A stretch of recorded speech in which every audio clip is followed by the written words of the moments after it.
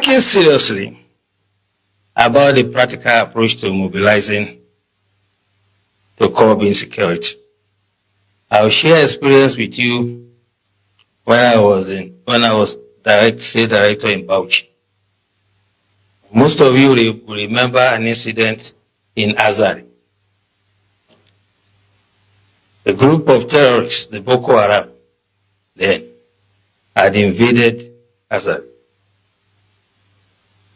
They were shooting in an attempt to kidnap, and the community chased them. They killed some members of the community, but the community members killed all of them. The last guy, Khalid, climbed onto a tree and was firing. The community stood, they were resilient, and they killed Khalid. Since that day, there has not been one terrorist attack in Azari. As a matter of fact, the former head of state, General Ibrahim Badamasi Babangida, said, and I quote, "If we want to stop or curb this terrorism, we should emulate the Azari example." Tafawa Balewa also happened to be a local government in Bauchi that was always in flames. And the people of Bogoro and some part of Tafawa Balewa, where the Sayawas are, rose up on one occasion. They knew their terrain better, climbed onto trees and mountains. When the invaders came, they did not only repel them, they seized their weapons. And since then, you can attest to it that you hardly hear about Tafawa Balewa again. What I'm trying to say, the practical approach to mobilizing people, is that you have to get everyone involved.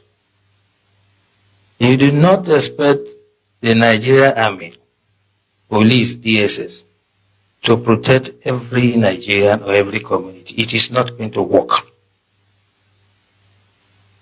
In the US, if you visit someone in the house, you will be shocked that when the guy hears a police siren, he will just pull his drawer, bring out his gun and keep it. So one of my hosts did that, and I asked him, "Why are you putting gun here?" He said, "Well, if they are chasing someone and he enters my house, I'll shoot him first." And that is the layer we have to start thinking about. How can you create first line of defense? The military, police, and other security agencies are to deal with the bigger ones, the organized ones. But it is impossible for us to deploy it to every community in the country. It is unimaginable that any security agencies that has the resources to do it. So as we live here, we all belong to one community or the other. What we have to start experimenting is how we can make the community to prepare first if the first line of defense was. General Wahab said it clearly. And for me, there are 3 takeaways from his lecture. By the way, the general and I were guest speaker at one program in our office, so I'm not surprised at his dexterity. He has developed some sort of expertise in what it is. But 3 things for me. He asked us a question. What is our own culture? Our culture is communal. We do things together. Festival together. Ceremonies together. Wedding ceremony, whatever. So why can't we fight some miscreants, some charlatans among us together? The community should say, you cannot come here. This is what Tafawa Balewa has done. If you go to that community to attack them, you'll be sorry for yourself. I challenge anybody to try it. And this is the way we have to do. We have to allow some level of armament for the communities, and they can serve as the first line of defense.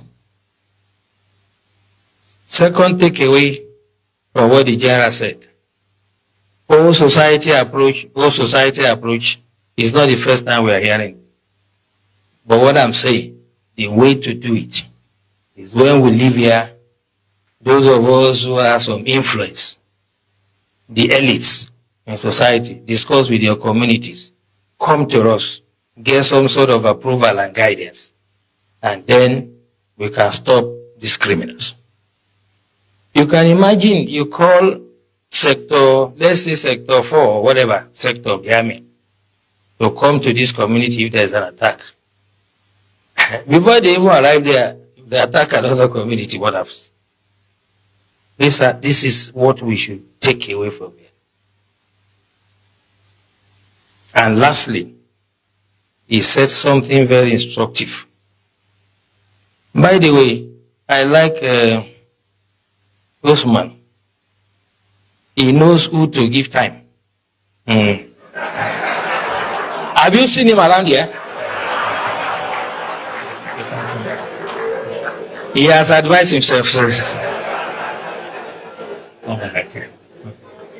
So don't run into trouble like the CDS.